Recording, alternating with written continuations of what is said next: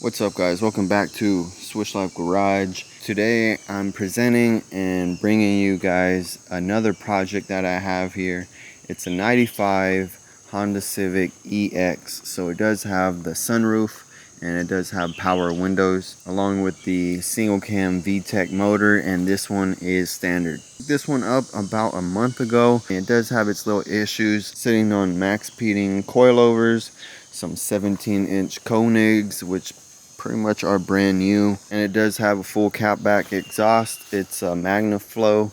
It still needs to be bolted on up, but I'll get to that. Just some other things I gotta take care of first, which we'll be looking at here today. This car is pretty close to being a daily driver, but just needs to be worked on a tad bit. The fender here,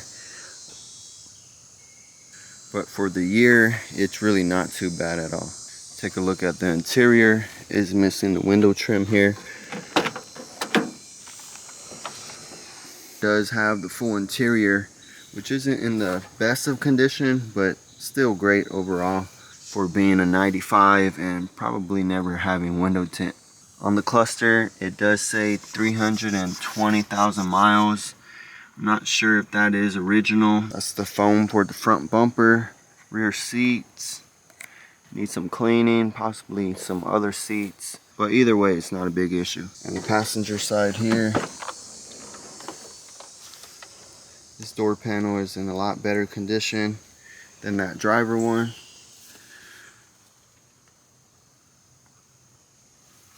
Really not a bad car in my opinion. The trunk does have some holes in it, like it had a spoiler before. Opening the trunk, and he did give me another aftermarket fender, but it's like kind of cut or kind of hit right there. Here is some other tail lights that he gave me.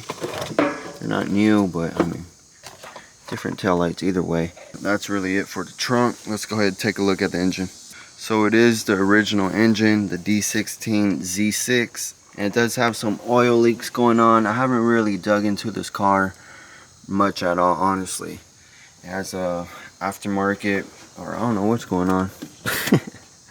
Check out that air filter just on there, AutoZone air filter, and does have some aftermarket headers. I'm not sure what brand these are. Still has the power steering, cruise control, and everything is in here. Nothing in here is really modded much at all, just the exhaust, and I guess if you want to include the intake. For me, this is a great start. I like to have a car as stock as possible. For the price and its condition, I don't think I could really beat it. Again, I haven't really dug into this car, just kind of brought it over here, parked it, and just looked at it a couple of times. The person I bought it from said that it was just kind of sitting somewhere, and so he did replace the windshield and the hood. I believe the headlights. To him, it had looked as if it went underneath the truck, hitting the hood and damaging kind of a little bit of the front. He said he did pull the core support a tad bit, and that's why the bumper doesn't fit correctly, and as well it's not fully bolted up as of now, because when I took it off the trailer, it kind of hit the trailer. But the guy had multiple cars, so he just kind of had this one sitting there, fixed it up, put a new starter on it, and put the coilovers on it, and then just let it sit. That's pretty much all I know about this car. Now the issue it has that I want to dig into on this video is that whenever taking off, putting it in first gear, trying to take off, the motor wants to die out and not go. You have to rev it on up and then let the clutch out, but even then it still wants to die out. But what I'm going to do is bleed the clutch system, put some new brake fluid in there, and open up the bleeding valve on the slave cylinder and go over it a couple of times, making sure it has fresh brake fluid and there's no air in the system. Let me check the reservoir. This one for me is a 8 mil. It might change, especially whenever you replace the slave cylinder. Sometimes they might be like a 7 mil or something like that.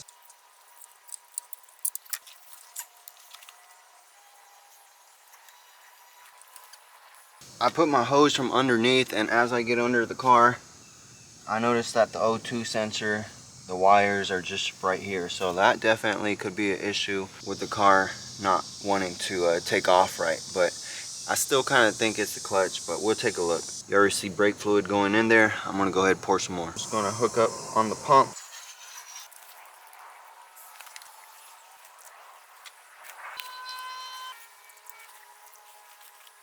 If you guys had seen there, I was just giving the vacuum pump like 2-3 pumps and just letting the brake fluid just go through its system. You gotta watch the clutch reservoir because it's so small, and so I just give it a few pumps and watch the reservoir and just keep pouring in. It's gonna naturally just do it until it loses vacuum. Clutch system is real small, so you really don't gotta do it too many times. I just made sure to get the old fluid out and make sure I have new fluid in. All I'm gonna do right now is jump start the car and see if I could start moving it and see if it still has the same issue.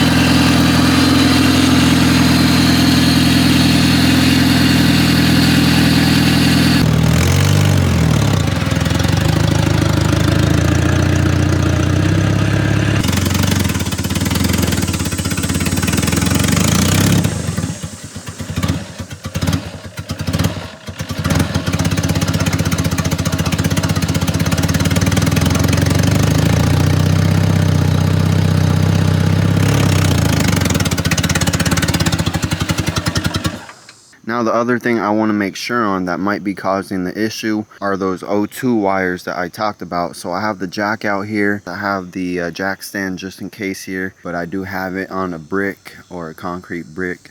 And I'm going to just take a look under here and see what's going on with those wires. Right here are the wires I was talking about.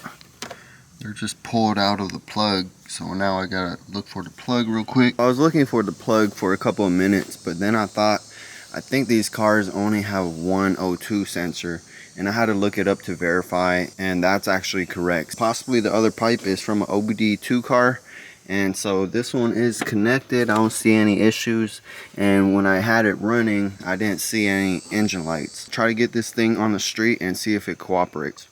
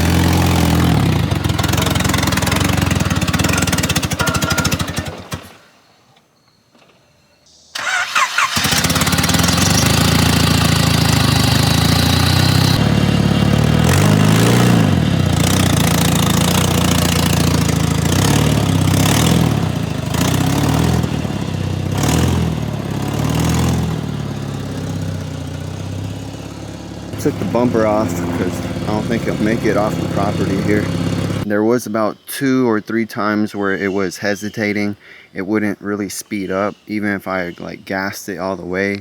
So I'm starting to think maybe it's the fuel filter, maybe injectors, or it might be the timing. So I'm going to jack up the car here and turn the motor over until it's top dead center and see if everything aligns.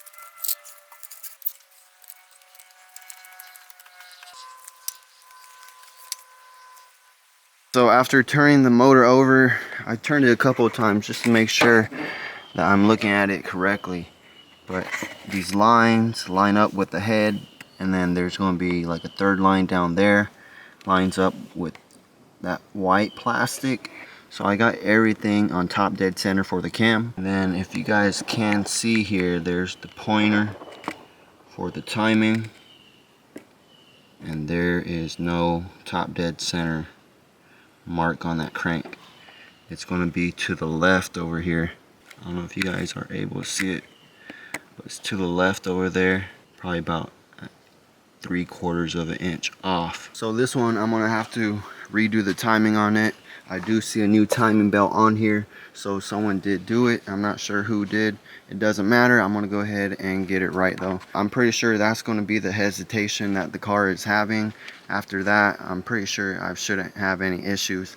I am going to have to lift the car though. It's sitting on coilovers and it's pretty low, and to be realistic on this car, I'm not going to be able to drive it like that in the city. So I'm going to leave it there to the introduction of this EG coupe. Need to go ahead and fix the timing, so that'll be up next on this vehicle. Possibly might use it as a daily. Honestly, it's not like super clean. I gotta really take care of it, so it's kind of something I want to drive right now, but at least it's something to drive around in and something, you know, a classic to be in, and I'll work on it as time goes on as I drive it. Let me know what you guys think down below in the comment section. I'm really excited for this. You know, I don't really require much on a daily vehicle, so this is something I can work with as long as I'm able to get it running right. I'm pretty sure I'm going to get this thing on the road very soon. Now make sure you guys like this video and you are subscribed to the channel to keep updated whenever I post. So check out some of the other videos on the channel. We'll catch you on the next one, player.